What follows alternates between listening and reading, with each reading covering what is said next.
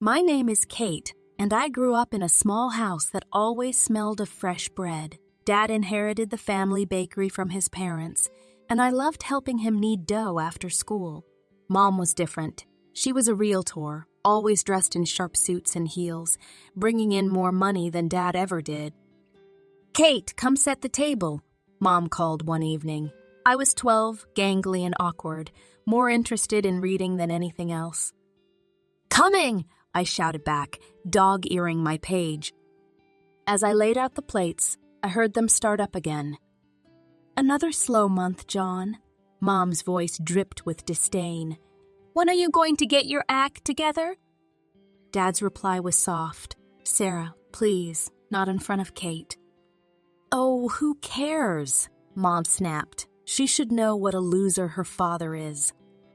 I gripped the edge of the table, willing myself not to cry. This was a common scene in our house. Mom belittling Dad, Dad trying to keep the peace. I knew Mom was angry about more than just money. She felt trapped in a life she never wanted. "Kate," Mom barked, "where's my wine?" I scrambled to pour her a glass, my hands shaking. As I set it down, some splashed onto the tablecloth. Mom's eyes flashed. "You useless girl! Can't you do anything right?" Dad intervened. "It's just a little wine, Sarah. No harm done."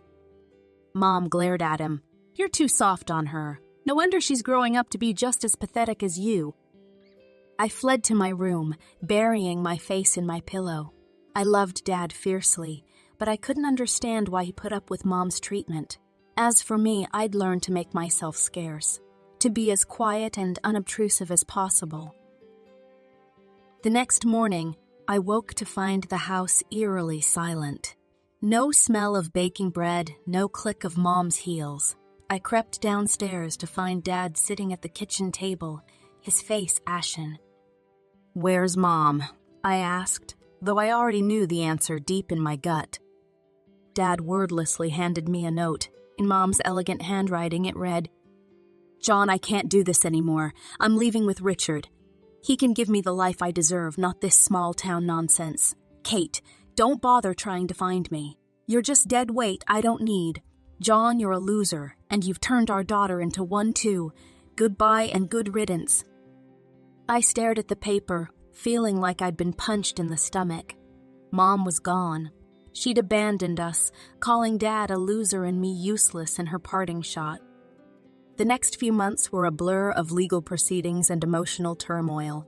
Dad filed for divorce and petitioned to have Mom's parental rights terminated. I remember sitting in the cold courthouse, my sweaty hand clutching Dad's as we waited for Mom to show up. She never did. I zoned out as the adults talked, catching snippets like abandonment and unfit parent. When it was over, Dad squeezed my hand. "It's done, Katie," he said softly. "The divorce is final and your mother's parental rights have been terminated. It's just you and me now." I nodded, feeling a mix of relief and sadness. Life got harder after that. Dad threw himself into work, spending long hours at the bakery. Despite being only 12, I took on most of the housework. I'd come home from school, do my homework, then start on dinner and laundry. 3 years passed in this routine. Then, just after my 15th birthday, everything changed again. Dad came home one day, his face a mix of shock and grief. "Uncle Pete died," he said, collapsing into a kitchen chair. "Oh, Dad, I'm so sorry," I said, hugging him tight. He hugged me back, then pulled away, his eyes wide. "Katie, you won't believe this. He left me everything. Almost $300,000. I'm his only living relative. I don't know what to do with it all." But Dad figured it out quick. He invested a chunk of the money into the bakery, upgrading equipment and expanding the menu. Within months, our little bakery was the talk of the town. Dad hired more staff, extended the hours, and before we knew it, he was opening a second location across town. By the time I turned 16, Dad owned 3 thriving bakeries. Our financial worries were a thing of the past. I quit my school job and focused on my studies. We even took our first real vacation. a 2-week trip to Europe. As the years went by, Mom became a distant memory. Dad dated occasionally, but never seemed interested in remarrying. I didn't push it. We were happy as we were. High school graduation came and went in a blur of cap tossing and teary hugs. I'd worked my butt off and it paid off. I was headed to State University to study finance. The morning I was set to leave, Dad handed me a small box. "What's this?" I asked, opening it to find a key. Dad grinned. "Your graduation gift. It's an apartment near campus. No more worrying about dorm life or rent." I stared at him, speechless. "Dad, I can't. This is too much." He waved off my protests. "You earned it, Katie. Now go make me proud." College flew by. I threw myself into my studies, determined to make the most of the opportunity Dad had given me. When I wasn't in class or studying, I was interning at local financial firms. By the time I graduated, I had a job lined up as a junior financial analyst. My first day at work, I stood in front of my apartment mirror, straightening my laser. "You've got this, Kate," I told my reflection. "Make Dad proud." The job was challenging, but I loved it. Every bonus or raise I got, I invested rather than spent. Dad's voice echoed in my head. "Money makes money, Katie. Be smart with it." Years passed. By the time I hit 32, those smart investments had paid off. I owned 2 more apartments in addition to the one I lived in, all bringing in steady rental income. Life was good. Then came the phone call that changed everything. "Katie," Dad's voice sounded strained. "Can you come over? I need to talk to you about something." I found him sitting at his kitchen table, looking older than I'd ever seen him. "What is it, Dad?" I asked, fear clenching my stomach. He took a deep breath. "It's cancer, honey. Stage 4 pancreatic." The world tilted on its axis. "No," I whispered. "There must be some mistake." But there wasn't. The next year was a hellish roller coaster of treatments, remissions, and relapses. I spent every free moment at the hospital or at Dad's house, making his favorite cheese soup, even when he was too nauseous to eat it. One crisp autumn day, I arrived at Dad's house to find him sitting in his favorite armchair, a serious look on his face. "We need to talk, Katie," he said, patting the seat next to him. "The doctors gave me 6 months, tops."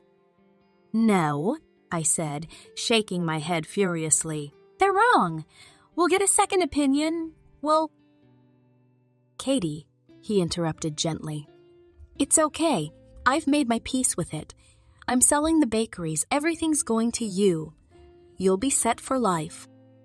I pulled back, wiping my eyes. "I don't want your money, Dad. I want you." He smiled sadly. "I know, sweetheart, but this is how I can take care of you even when I'm gone." The next 7 months were precious and painful. We talked more than we ever had about everything and nothing. I memorized every line on his face, the sound of his laugh, the smell of sugar and flour that clung to him even now. And then, on a quiet Wednesday morning, he was gone. The funeral was a blur. Afterward, I sat in Dad's empty house, clutching his favorite apron. The lawyer had already been by with the paperwork. True to his word, Dad had left me everything. I used the money from the bakeries to buy 2 more apartments. It felt right, somehow, building something lasting, just like Dad had done. A year after Dad's passing, I was just starting to find my footing again. Work kept me busy, and managing my rental properties gave me a sense of purpose. I'd settled into a new normal, or so I thought. Then came the call that turned everything upside down.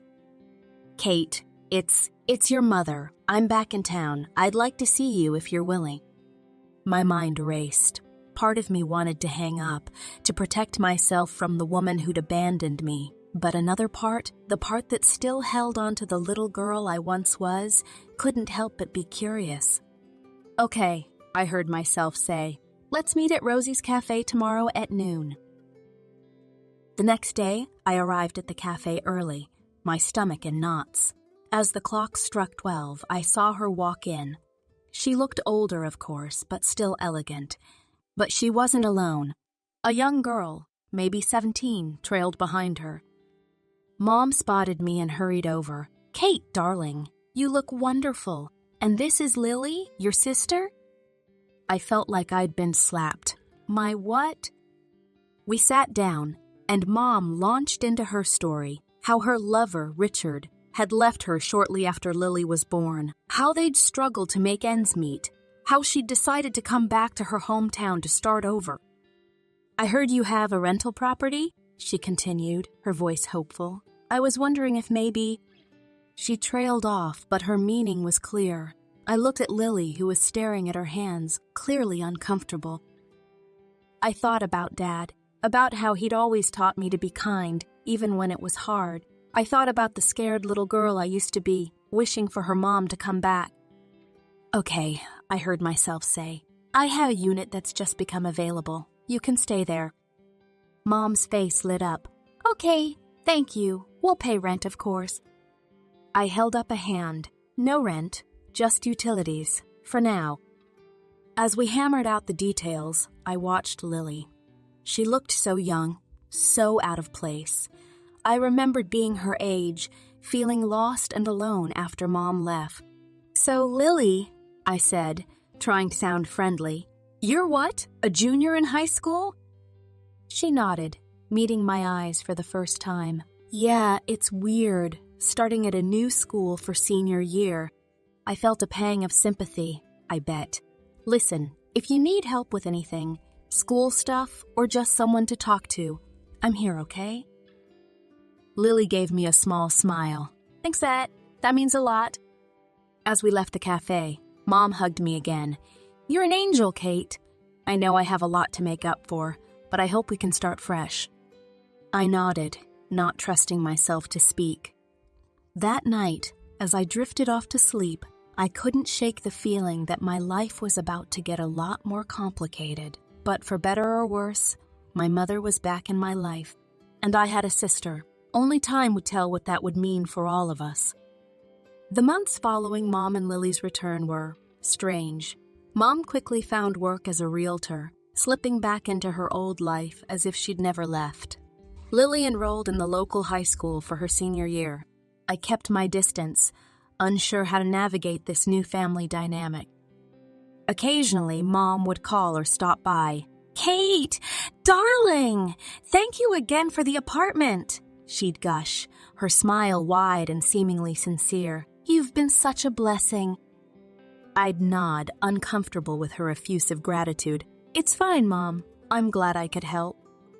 Lily and I developed a cautious friendship. I'd help her with math homework or listen to her college plans. It was nice in a way, having a sister, but there was always a barrier, the weight of the years we'd missed.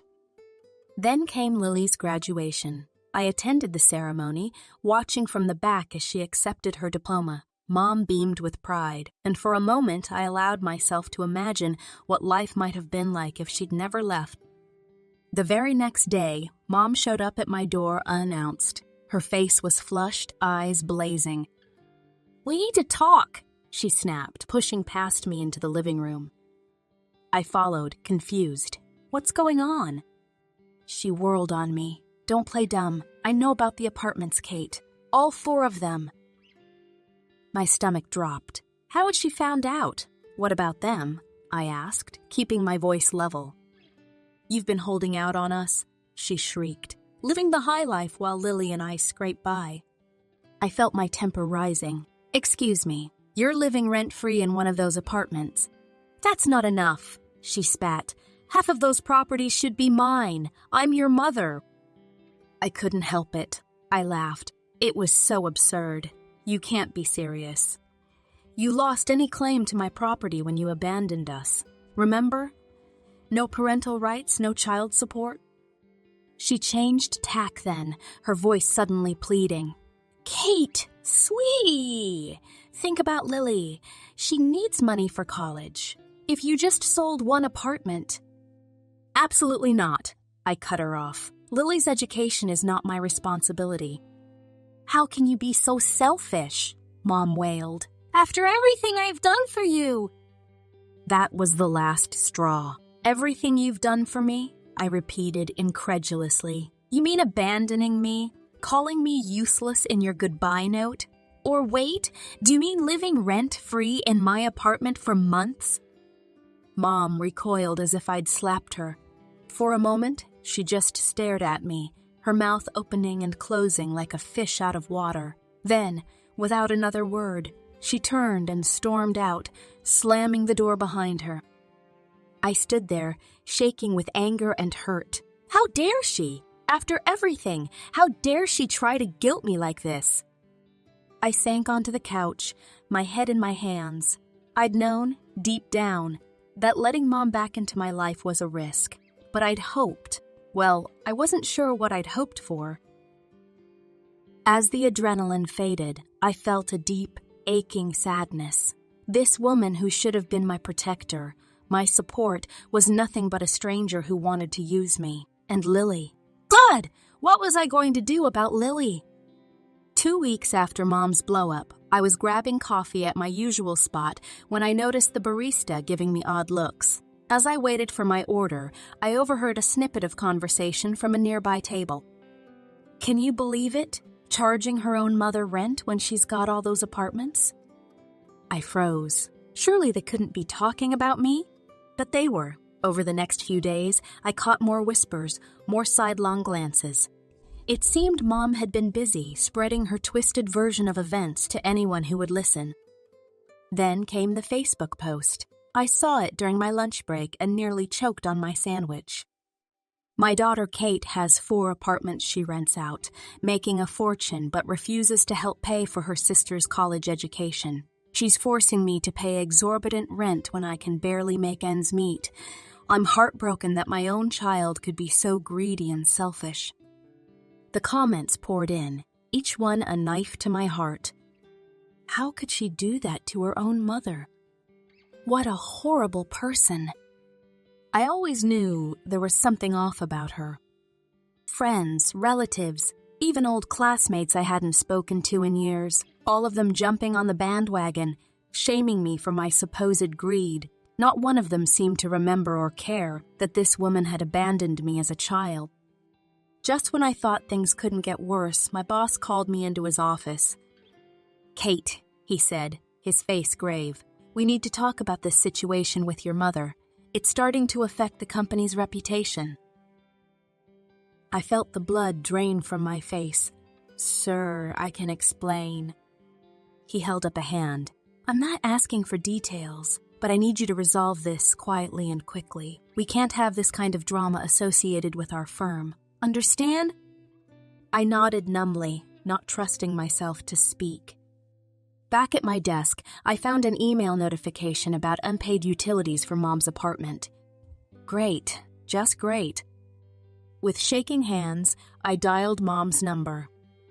"What do you want?" she snapped by way of greeting. I took a deep breath, trying to keep my voice steady. "Mom, there are unpaid utility bills for your apartment. We agreed you'd cover those, remember?"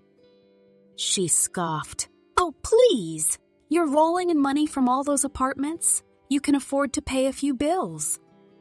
"That's not the point," I said, my patience wearing thin. "We had an agreement."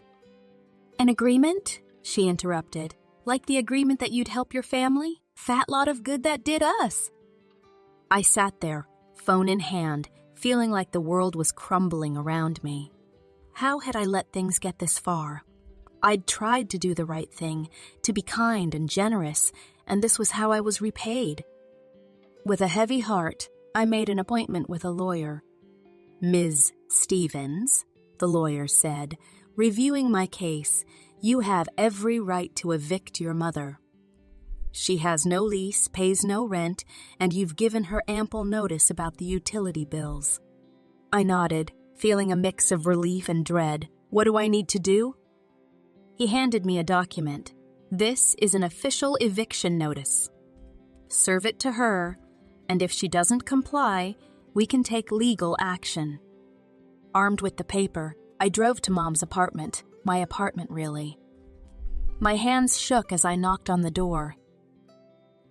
Mom answered, her face twisting with displeasure when she saw me. "Oh, it's you. Have you finally come to your senses about selling an apartment for Lily's college?" Lily's picked out her school. Tuition's due next month. My shock turned to anger. "Are you serious right now? After everything you've done, you're still making demands?" "Don't be so dramatic," Mom scoffed. "It's the least you can do for family." That was it, the last straw. I thrust the eviction notice at her. "Here, you have 30 days to vacate the premises." Mom stared at the paper, her face going pale. Then, without warning, she exploded. "You ungrateful little brute!" she screamed, her voice echoing through the apartment. "After everything I've done for you!" I stood my ground. "Everything you've done? You mean abandoning me? Spreading lies about me?" She lunged forward, her hand raised. I flinched, but the blow never came. Instead, she grabbed the front of my shirt, spitting insults in my face. "You're nothing. You hear me? Nothing but a selfish, heartless." I managed to break free, fumbling for my phone. "That's it. I'm calling the police." Mom's eyes widened, but she didn't back down. She continued her tirade, her words becoming more vicious with each passing second. When the police arrived, I was shaking, tears streaming down my face. I showed them the eviction notice, explained the situation as calmly as I could. "Ma'am," one officer said to Mom, "I suggest you calm down and discuss this civilly with your daughter." Mom sneered. "Civilly? With her? She's trying to throw us out on the street." The other officer turned to me. "Ms. Stevens, legally, this is a civil matter. We can't forcibly remove her without a court order. I'd suggest trying to work this out between yourselves or taking it to court if necessary." I nodded, feeling defeated. As the police left, Mom's triumphant smirk made my blood boil. "You won't do it," she taunted. "You don't have the guts to take your own mother to court." I stared at her, this woman who had given birth to me, but had never truly been a mother. In that moment, I felt something inside me harden. "Watch me," I said, my voice low and steady. Before she could respond, I turned and walked away. As I reached my car, I heard the slam of the apartment door behind me. As I drove home, I thought about what lay ahead. A court battle, more drama, more pain, but also, maybe, a chance to finally break free from the toxic hold my mother had over me. The day of the court hearing arrived, and I felt like I might throw up. As I walked into the courtroom, I saw Mom and Lily sitting on the opposite side. Mom's eyes were red and puffy, while Lily looked like she wanted to disappear. The proceedings began, and Mom put on quite a show. She wept dramatically, her voice breaking as she addressed the judge. "Your Honor," she sobbed, "my daughter has become so cold-hearted. She's trying to throw her own mother and sister out on the streets after everything I've done for her." I clenched my fists, willing myself to stay calm. Then my lawyer stood up, and I felt a wave of relief wash over me. "Your Honor," he began, his voice steady and confident, "I'd like to present some evidence that paints a very different picture of this situation." He proceeded to lay out the facts: Mom's abandonment when I was 12, the termination of her parental rights, her failure to pay any child support. He showed the judge the documentation of the rent-free arrangement and the unpaid utility bills. But he wasn't done. "Furthermore, Your Honor, we have evidence that Mrs. Stevens is not, in fact, in the dire financial straits she claims." Mom's head snapped up, her eyes wide. My lawyer continued, "Mrs. Stevens owns an apartment in another city, left to her by her former partner. She currently rents out this property for a substantial monthly income." The courtroom fell silent. The judge turned to Mom, his expression stern. "Is this true, Mrs. Stevens?" Mom's face had gone pale. She opened and closed her mouth a few times before finally whispering, "Yes, Your Honor." The judge's voice was cold as he delivered his verdict. "This court grants the eviction. Furthermore, Mrs. Stevens will pay back rent for the month she occupied the apartment rent, free. Mrs. Stevens, your actions are nothing short of unconscionable. This case is closed. The gavel came down with a bang that seemed to echo through my entire body. It was over. We'd won. As we left the courtroom, I caught sight of Lily. She looked lost, confused, and my heart ached for her. This wasn't her fault. I walked over to her, ignoring Mom's glare.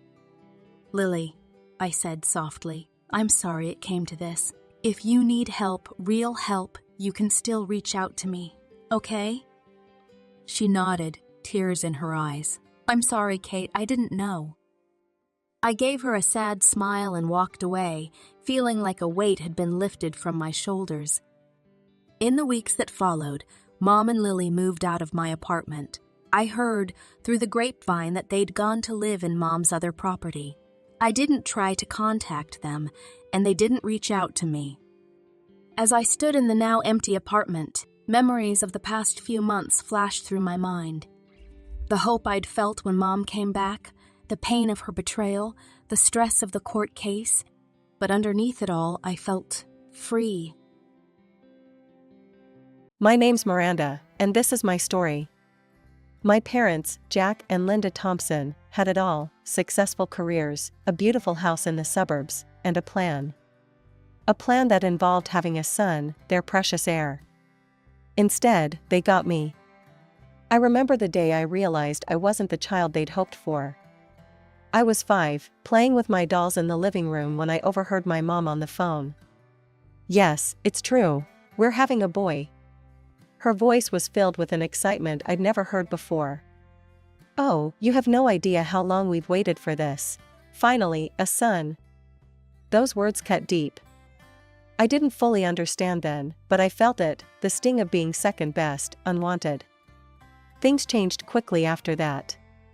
Mom's belly grew bigger, and so did the distance between us. Dad was always working, and when he was home, all the talk was about the baby boy on the way. One day, Mom called me into the kitchen. "Miranda, sweetie, we need to talk." I climbed onto a chair, my legs dangling. "What is it, Mommy?" She didn't look at me as she spoke. "You're going to stay with Grandma for a while. Isn't that exciting? Mommy and Daddy need to prepare for the baby. You'll have more fun with Grandma anyway." And just like that, I was packed off to Grandma's house. Grandma Rose was Dad's mom, a retired English literature professor. She lived in a cozy little house filled with books and the smell of freshly baked cookies. Living with Grandma was different. She actually paid attention to me, listened when I talked, and didn't seem bothered by my presence. We'd spend hours reading together, and she'd tell me stories about when she was a teacher. For the first time in my life, I felt loved, truly loved. 2 years flew by. I was 7 when Dad showed up at Grandma's doorstep. "It's time to come home, Miranda," he said, not quite meeting my eyes. "Your brother needs you." Brother, the word felt foreign. As we drove home, Dad filled the silence with awkward small talk. "Your brother's name is Ethan, he's one now. You're a big sister now, Miranda. That's a big responsibility." I nodded, not really understanding what that meant. Little did I know, my childhood was about to end. We pulled into the driveway of our house. It looked the same, but it felt different. Mom was waiting at the door, a toddler on her hip. "Miranda, meet your brother, Ethan," she said, her voice oddly formal. I looked at the chubby-faced boy with curly blonde hair. He gurgled and reached out a pudgy hand towards me. "Hi, Ethan," I said softly. And just like that, at 7 years old, I became more than a sister. I became a caretaker, a responsibility, a built-in babysitter. My childhood slipped away, replaced by dirty diapers, constant vigilance, and the weight of expectations I was too young to bear. While my classmates were playing with dolls and learning to ride bikes, I was changing diapers and warming bottles. "Miranda, can you watch Ethan while I make a call?" Mom would say, not really asking. I'd nod, already reaching for my little brother. It wasn't that I didn't love Ethan, I did, fiercely. His toothless grin and grabby little hands had won me over from day one. But the constant responsibility was overwhelming. Days blurred together in a haze of school, chores, and babysitting. I was exhausted, struggling to keep up with my homework while making sure Ethan was safe and happy. But no matter how hard I tried, it never seemed to be enough. One fateful day, I took Ethan to the park. He was 2 now, full of energy and curiosity. I turned my back for just a second to tie my shoelace, and in that moment, disaster struck. Miwanda! Ethan's cry pierced the air, followed by a thud.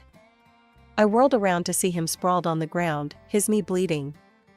Panic seized me as I scooped him up, trying to soothe his wails.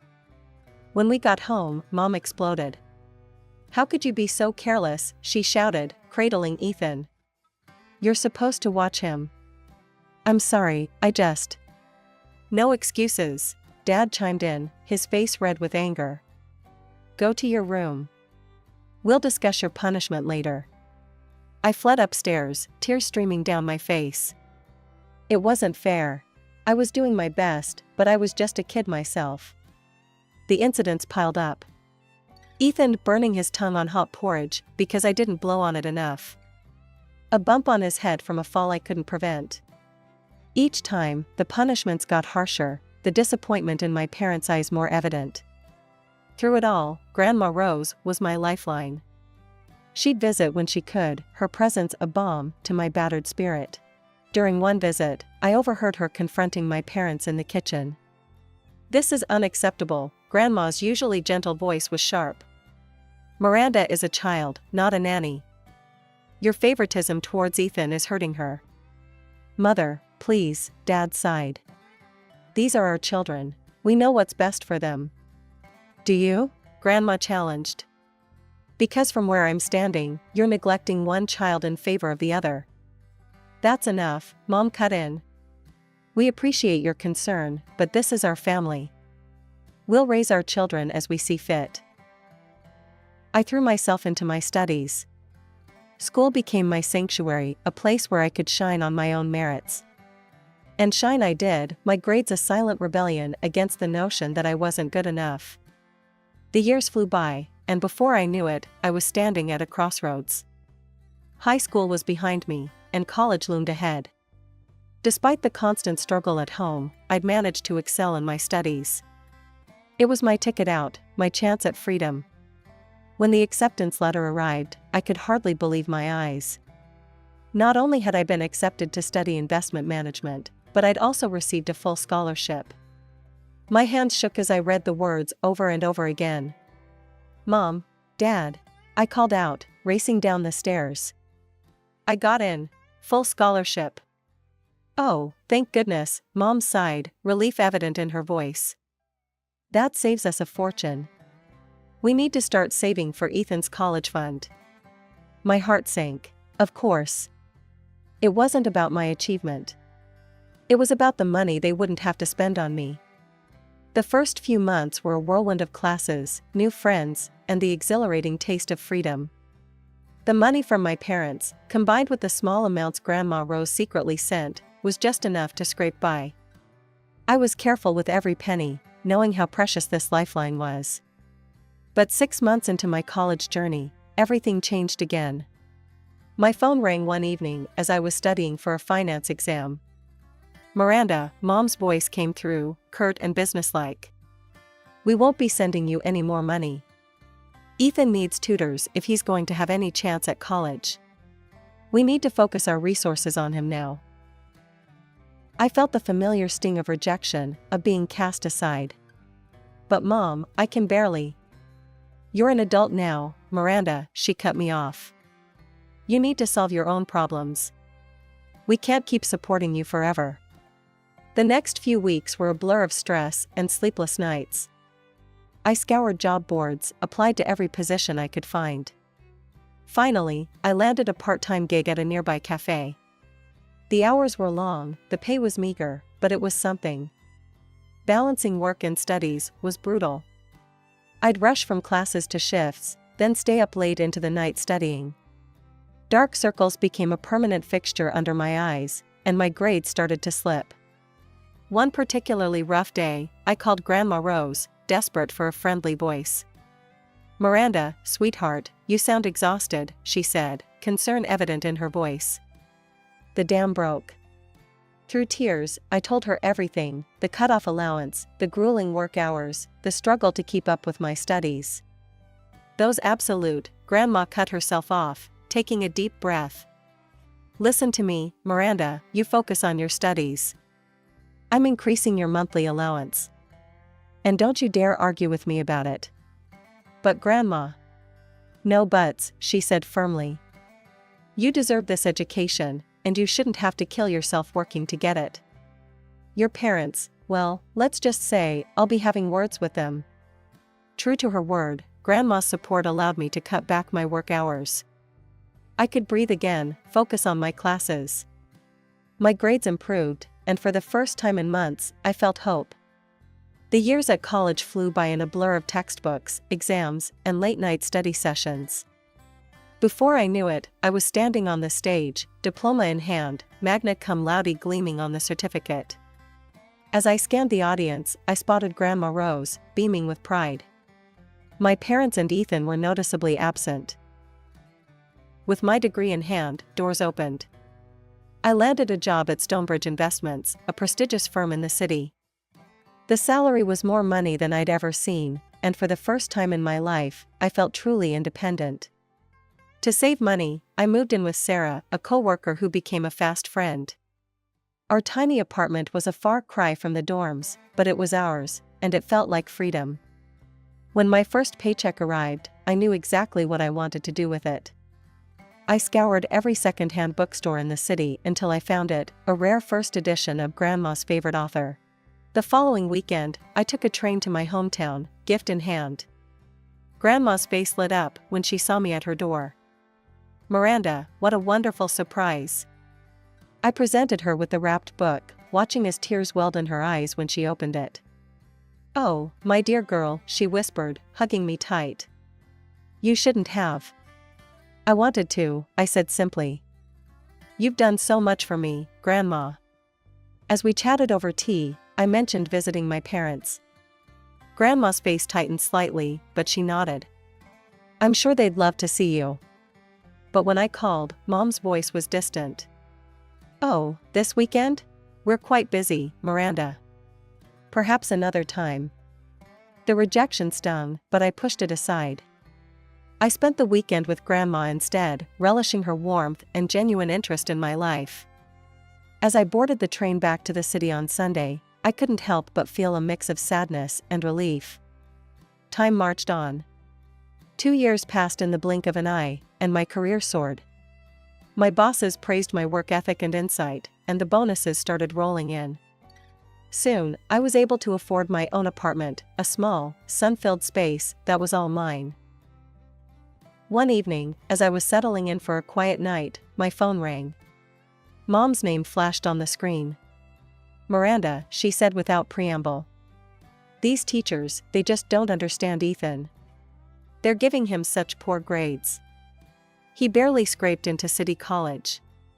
I bit my lip, choosing my words carefully. "Mom, maybe college isn't the right path for everyone. There are great vocational courses Ethan could." "Don't be stupid," she snapped. "Your brother is brilliant. Much smarter than you, actually. He's just misunderstood. He'll show everyone, you'll see." As I hung up, I gazed around my apartment, the tangible proof of my success. Yet somehow, I still felt like that little girl, desperately seeking approval. Life has a funny way of appending expectations. While I was building my career, brick by careful brick, Ethan's college experience was crumbling around him. It was a crisp autumn day when Mom called again, her voice tight with frustration. "Ethan's been expelled," she said without preamble. "He's coming home." She launched into a tirade about unfair professors and a system designed to fail students like Ethan. I listened, biting my tongue against the urge to point out the thousands they'd spent on his education, the loans they'd taken out to rent him a luxury apartment, the generous allowance they'd provided. All things I'd never had. "We'll figure something out," Mom concluded. Ethan just needs time to find his path.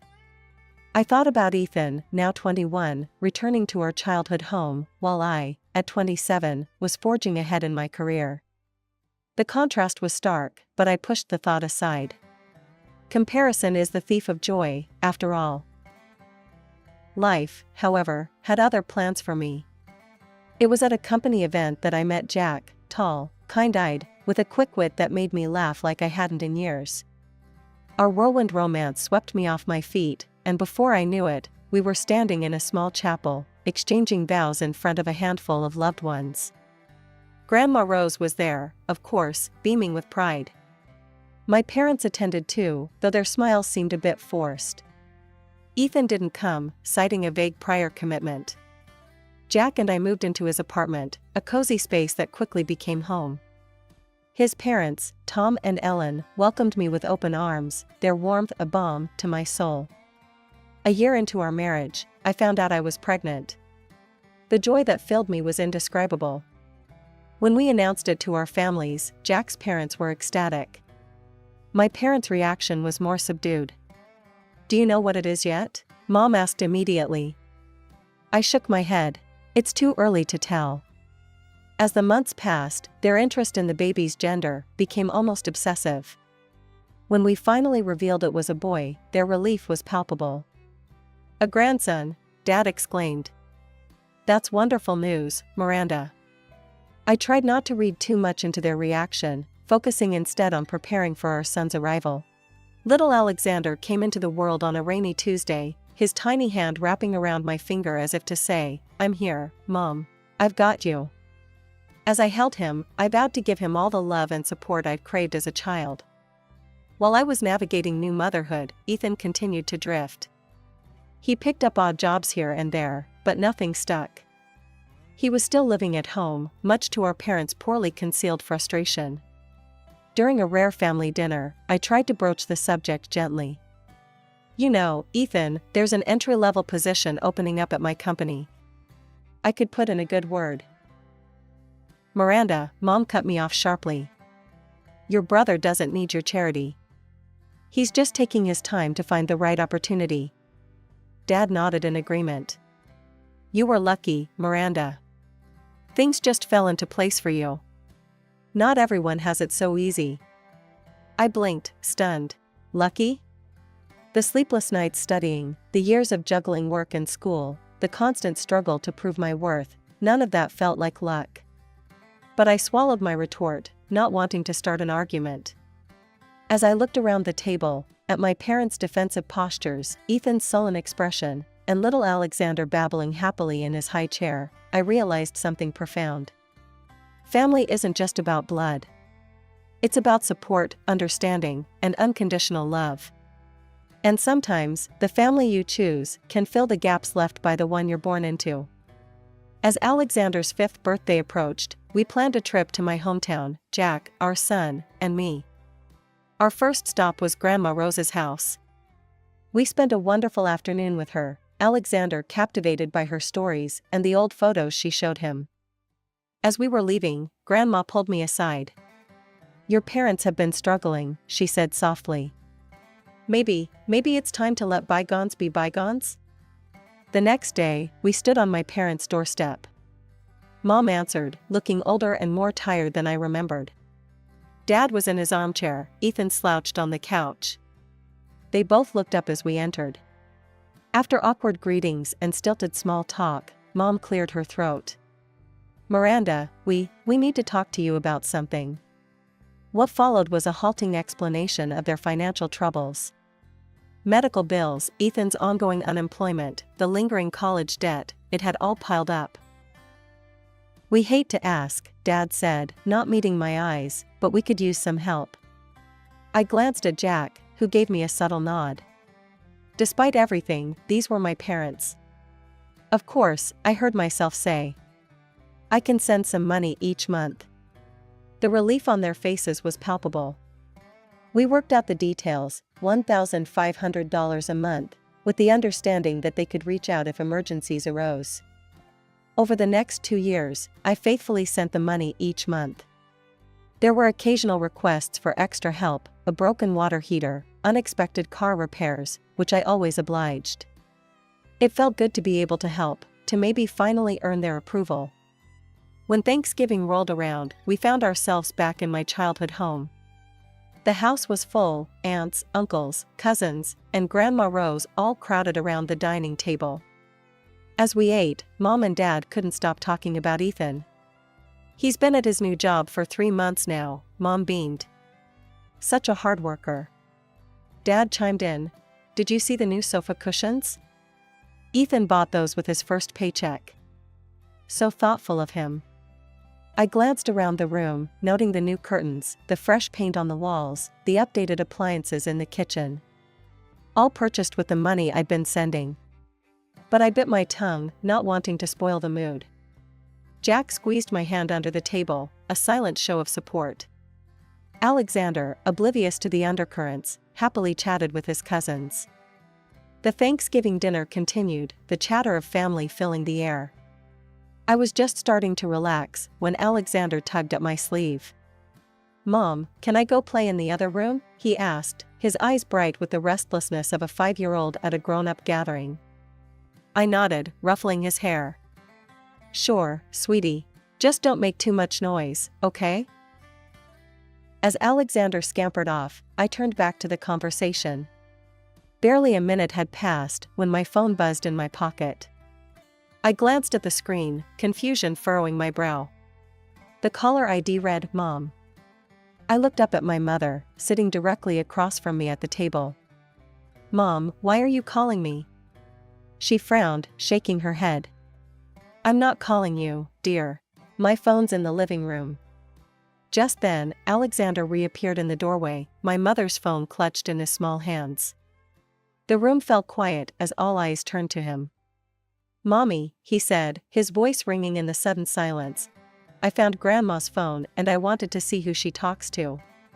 I saw a funny name, Cash Cow, and clicked on it to see who it would call." "Why did it call you, Mommy?"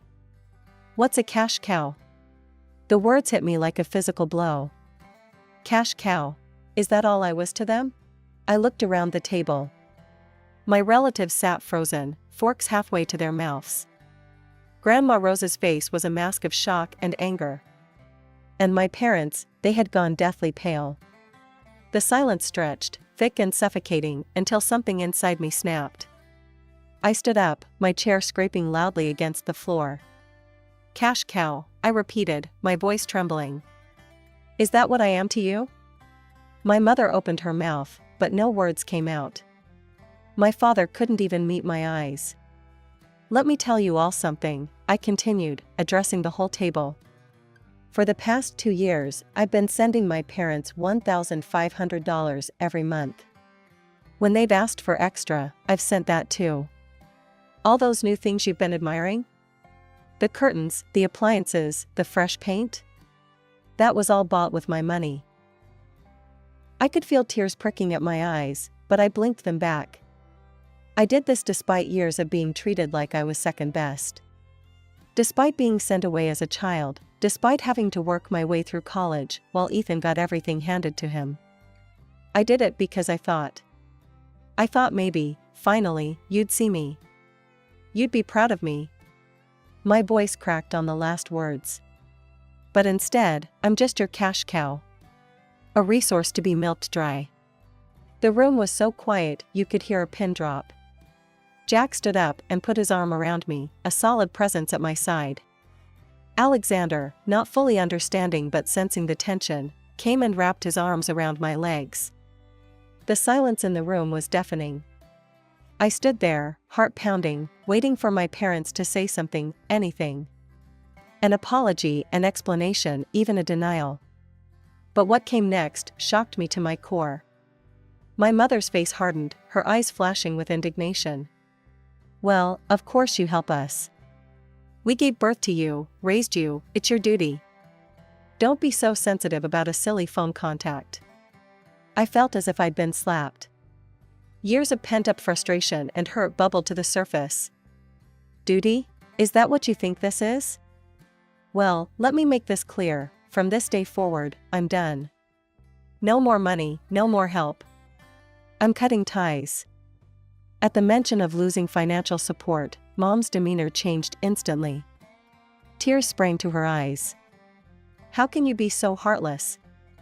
After everything we've done for you." She looked around the table, seeking support from our relatives. But to her surprise, and mine, they remained silent. One by one, they looked away from her pleading gaze. Then Grandma Rose spoke up, her voice quivering with anger. "Heartless? You dare call Miranda heartless after how you've treated her?